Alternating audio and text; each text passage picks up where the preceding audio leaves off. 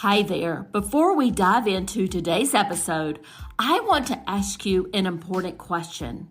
Are you wondering why your hard work isn't reflecting in your bank account? If so, I've got something that could change the game for you. With my Digital Product Accelerator one-on-one coaching program, I'm on a mission to help entrepreneurs like you bank consistent revenue without sacrificing your time or sanity. Imagine shifting from 90% client-facing work to enjoying consistent revenue from your digital products, all while reclaiming your time. You already know that you don't need another course, and a one-size-fits-all approach isn't going to cut it. What you need is a strategic, long-term plan tailored just for you. So if you're ready to build the profitable, freedom-giving business you've dreamed of, apply to work with me by going to destinycop.com/apply. I cannot wait to learn more about you and your business.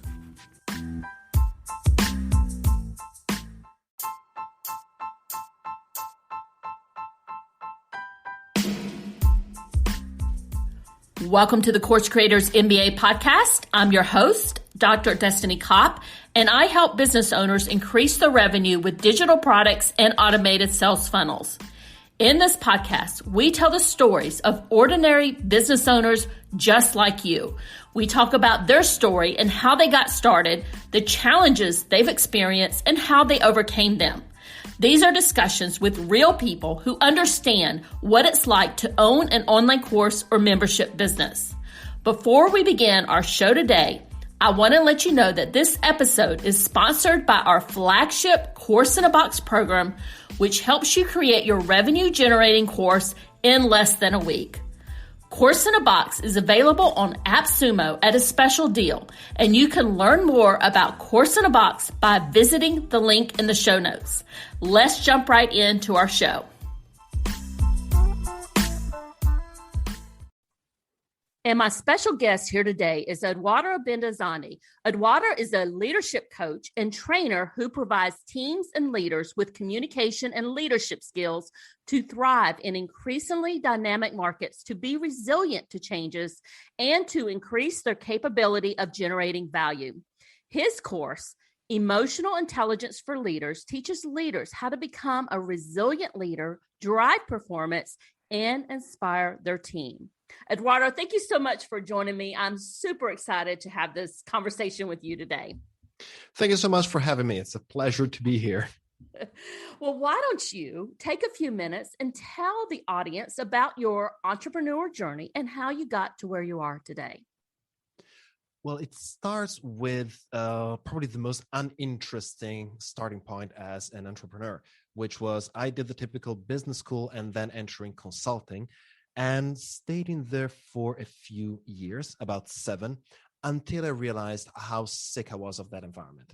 It wasn't something for me. It wasn't something that I liked. And there was, being in consulting, you manage to see both the good sides and the bad sides of it. So the good sides might be all the hard skills, the technicalities, the structures, and the analytical intelligence you need to use. But there was an utter lack of human communication, interaction, empathy, if you wish. And as someone who has always been interested in that, there was just way too much to not have around me. So maybe out of frustration and out of the need to develop something, I decided to take the other way around. So instead of being in a situation in a consultancy where I didn't like the lack of, let's call them soft skills in general, I decided to be the one providing specific training for companies to build those soft skills. Because having worked in consultancy, I could speak their language and I could provide them with something that I knew they would need. And that was the little initial start of my entrepreneurial journey, which then went through a few transformations, but that's probably the seed. So we're going to talk about those transformations in just a second. I knew it. But tell me, what year was it when you decided, I see a need in the marketplace. This is definitely missing here, and I have a passion here and I want to go pursue it. What year was that? It was 2015. And I'll be absolutely upfront here.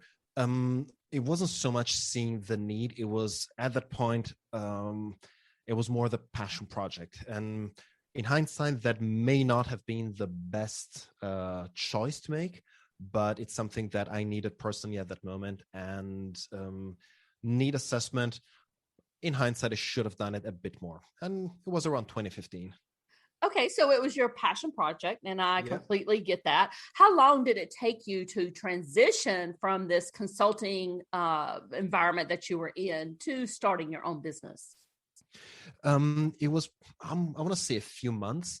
I don't think I have a clear-cut idea of when you could place the start of the business. I was very free-flowing in the beginning, like blissful ignorance in a way, and just trying things out, learning by doing, failing quite a lot.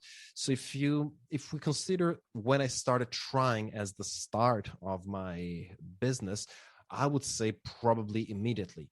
Now, from there to when it became profitable or when it became, let's say, sustainable, we're talking about a year or something. Okay, so you know probably as you put it had some ups and downs there. Oh, Maybe yeah. just had some failures, but you were learning by doing, which is what I think a lot of people listening to this can relate to this. So did you have a specific plan in place to do the transition, or did you just jump in and you gave in your notice and then you said, you know what, I have to make up that income within X months? It was more of a case of the second place. I jumped in and I was like, let's see if it flows or if it flies. And luckily, I had built enough savings to support me in that, which I then drained out completely. I want to be honest and upfront about this. But it was more a situation of, the whole story goes like this. I spent a few years in different companies doing my consultancy work. And I was at a point where I was sick of it. And at that point, I got given another offer for a higher salary, higher responsibility, higher position somewhere else. So it was prestigious. The contract was really good. And I decided, sure, I will give it a shot again to see if something changes. However, those few months that I spent there, even though I was great at my job, managed to build so much frustration that even though I didn't have a plan, even though I didn't assess market needs, the personal need to jump out of it and jump in cold water was too much to take. And so, yeah, basically, if you want to frame it in a very clear picture, jump in cold water and learn to swim. I love that. I love that. So you started your own business. What did you do first? How did you find your first clients? Did you build a website, an email list? Like how did that process? What was your journey there? Well, the origin of all of this was the fact that I saw that a lot of the skills that would allow me to outperform other consultants came from something that was just a hobby back then, which was improv comedy. There is a big community in Berlin and I was part of it. And my initial thought was, well, if I can figure out a way to transfer these ideas, these exercises, these trainings to a working environment, then, well, there is gold to be found there. And so the first few weeks or months were a mixture of testing what types of exercises that come from this world, which is very much apart from a serious formal professional one, would work, and how I could convey what I wanted to convey most effectively.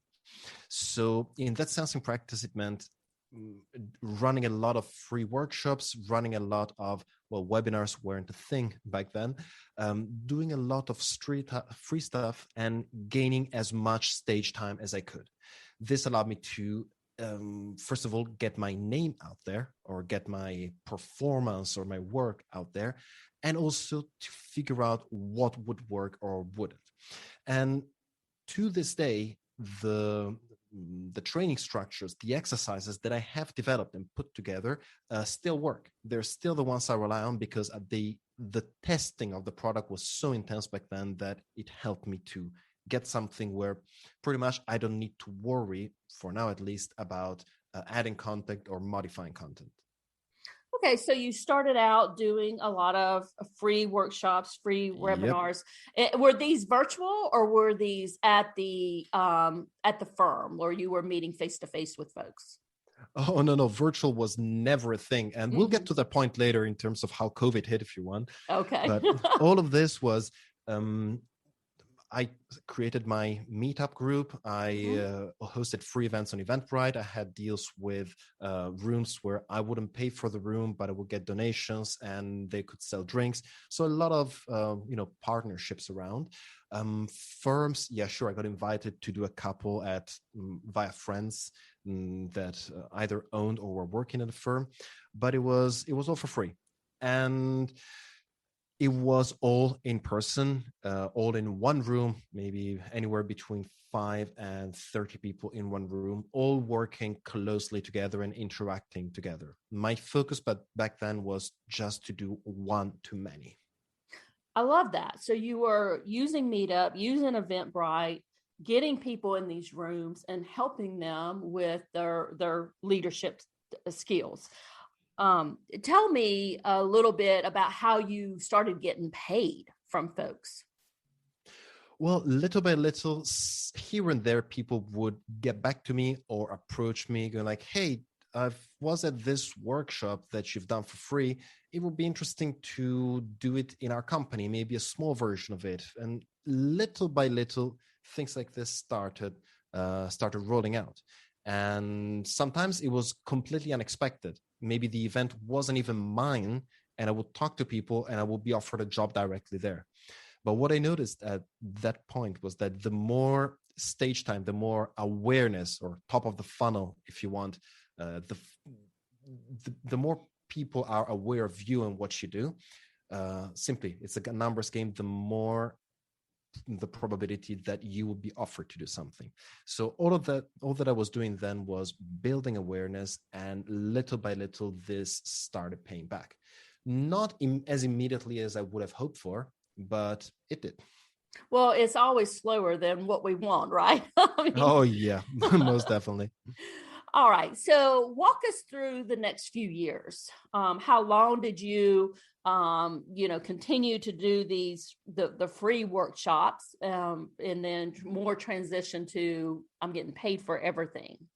Oh, I never stopped doing the free workshops. Okay. Those were regularly taking place, because it's one thing to nag someone on LinkedIn, for example, which I've also done, and say and send a message along the lines of, hey, I'm doing this training. I am awesome. Do you want to hire me? Or, of course, not exactly with those words, but any variations of it.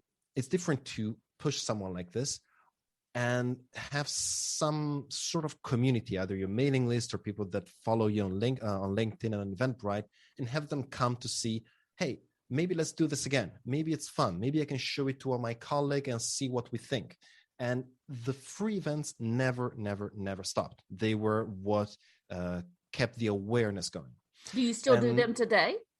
I do them, of course, remotely, because I cannot be in person, but that's the part that has to do with the transition that I had to do to online. So it's more webinars, either live streams on YouTube or collective Zoom calls. So that the free part of giving something of value out for free beforehand is still there, and it still works for me. It's still something that every now and then, it can be even in a matter of years. Sometimes you get a call or get an email saying, hey, I've seen your stuff 2 years ago, and now I see you on LinkedIn. Maybe we can work on some coaching. And I'm like, yes, that's fine. And I would never have gotten that message had I not done all the process. Okay. So now walk us through the process for your online course. When did you identify a need in the market, or what made you want to develop an online course? Lack of other choices. That's the truth of it. No, I was in a situation. Well, if you look at this and look at the last couple of years, my 100% of my work was working in a closed environment, in close contact with other people. That was it. I had not developed anything else because there was no particular drive to work online. Everything was working fine back then.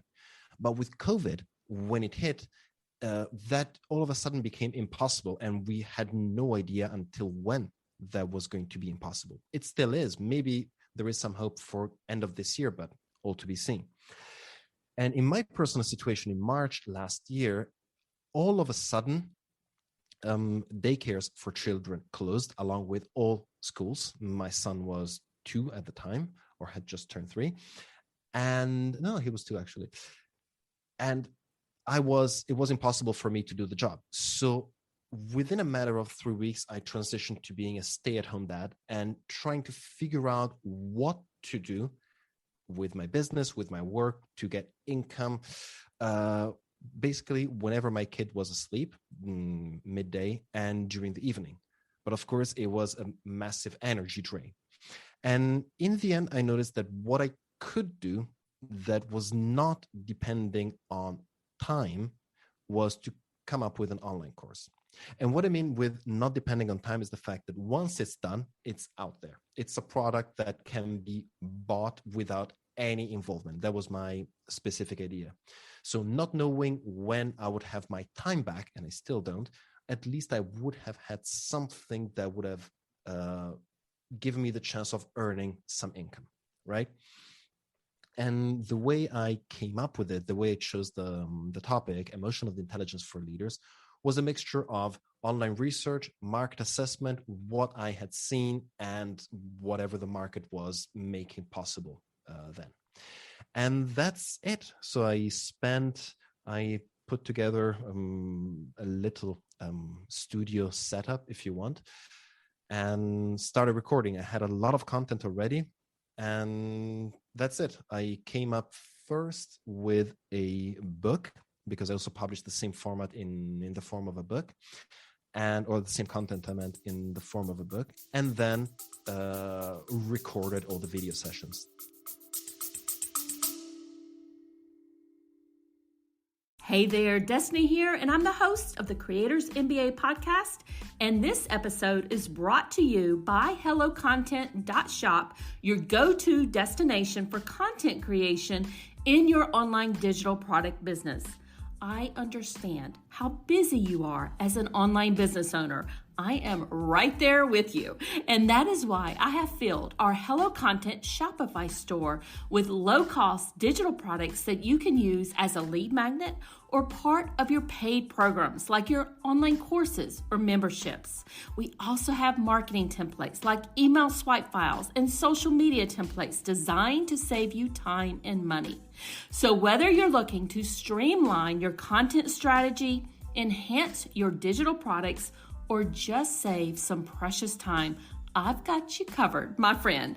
Now visit the HelloContent.shop today and take the first step towards effortless content creation. Okay, so tell me about how you launched it to your market, or how are you using the course today in your portfolio? I'm using the course, honestly, and this is one of the biggest learnings I've received. It's the financial gains that I got from it are much lower in terms of importance from the non-financial gains, from the indirect financial gains, I should say. Because having this course online enabled me to, first of all, reach a lot more people, because there is a lot of free content that I give out. Right, a few lessons from the course are available for free, and they're on YouTube. They're maybe also in my podcast. They are on my Instagram, and they're on my website. So there is a lot of online content, free content to consume for people that could be interested. And this has the same effect as the free events that I used to run. So people, first of all, when they look for emotional intelligence for leaders, they can find me and see what I do and what I work with and how my approach is. And then it helped me to, for example, keep in touch with the client. I had a few workshops that, a cycle of workshops that I had sold to a client. And honestly, 2020 was starting brilliantly for me financially. But then after two, we had to close it because COVID hit. So, in order not to lose the client, I suggested, well, I can do some free coaching sessions here and there. And I can also offer you a few free copies of this course for your managers. And that at least kept the conversation going. And in fact, now we're picking up the conversation where we can talk numbers again and we can talk finances. So there was a tool that I used not to get immediate gains, but to keep a client and keep the conversation and the discussion open. And another effect of this was the fact that having done it, having, first of all, built the material and the skills to deliver videos, well, I can do a lot more online. I can be more impactful online and be more effective reaching people. And also, having done that, having built that experience, having shown that I can build an online course, got me a commission from another platform to build paid another online course with the material that I have available, which was also relatively, I don't want to say easy, but relatively simple because, well, I had the materials. I knew how the programs worked. I knew how the recording would work. I know what stage presence means, microphones, etc., etc. So all of that experience that I had built in this little product that I came up with then helped me transition to, well, being able to develop online courses for others to use as they wish. I love what you did with your online course and looked at other ways that you could use it to build your brand other than just a passive like revenue stream. You used it as an authority builder and, a relationship builder with your clients. You mentioned that you launched another course on a platform. Can you tell us a little bit about that platform and where that course is being sold? Sure. It's a course in Italian, actually. I'm Italian. And it's called Creative Leadership for HR. It's it's going to be distributed on on an Italian platform called a Radical HR Club. It's an invitation only, limited access platform only for HR managers looking at training skills and delivering content to help transition companies and firms and organizations at large towards a new way of working, well, the so-called future of work. So that's the context it's been developed in. Okay, I love that. So you've obviously done a great job in pivoting and keeping your business running, even though you've had a lot of challenges over the past year with COVID. What do you see as next steps for your business? Next steps will be to keep on pushing free content. I know it's almost counterintuitive, but the more present you are, the more the more awareness there is about you. Keep on pushing content, keep on working on different channels, because right now I found myself that I can work on one-to-one coaching, for example. I can work on mentoring someone else. I can do group trainings live. I can do live webinars. I can record online courses, and I can do all of this also offline at this point. So what the net result of all the difficulties and the obstacles, if you want, that COVID caused, enable me now to have more revenue channels, if you wish, or more products to look at and offer to potential clients. So the few next steps will be, for now, as we don't know exactly when we're going to come out of this, keep on doing what I'm doing and reach out to clients, preparing for what could happen next. So if by September we have a safe environment and we can travel, then this would mean that perhaps I could travel to Italy and do some workshops there. It would mean that I could operate with big startups here in Berlin and work with them. It could mean that I could do one-to-one coaching in a co-working space. Anything. Right now, the next steps is a lot of preparation of what could be possible. But for now, the idea is to keep on doing this, keep being active, and keep building awareness on my style, my approach, and my work. So, Eduardo, you've been doing this for a few years. You've done a great job in pivoting your business and keeping it going and building the relationships with your clients. what advice do you have for other online course creators or entrepreneurs out there? I, I don't think it's a secret that you prepared me to a few questions for this. And when I read this question, like, what advice do I have for other online course creators? The first thing that came to mind is equipment and basic skills. So I noticed that the biggest time waster for me was to figure out a setup that could work. And the thing that would have helped me the most, and I've seen it helping me a lot with my second course, was knowing where to put my hands and what to do. So my advice, with your permission, would be to give out what I use as a setup. And if someone else wants to take it and reuse it, they can be free to do so. I will be mentioning brands, but I have absolutely no affiliate links or anything, just to be clear. It's just the stuff that I use. And so equipment you need altogether, think about 300 euros or about, I guess, $350 to 400, something like this. All you need is 3 lights. LED is better. Microphone, I use a Shure SM58 connected to an audio interface, which is a Steinberg UR22MK2. And in terms of editing, I use a free program called DaVinci Resolve, which is absolutely insanely fantastic. And with a camera, I just used a secondhand HD camera that I bought some years ago, and it still works perfectly. Another big tip that I have is, don't think that recording and just repeating yourself during a video can be edited later. Sure, it can, but it will be a massive time waster. So if you can nail the first take by investing more time in preparation beforehand, and you can nail that first take, then it will save you in the long run so much more time, because you don't need to scroll through the whole thing back and forth and cut and figure out how to make your video correct. This would be my biggest advice, like how to save as much time as possible in preparing and recording your online course and looking for the materials to use.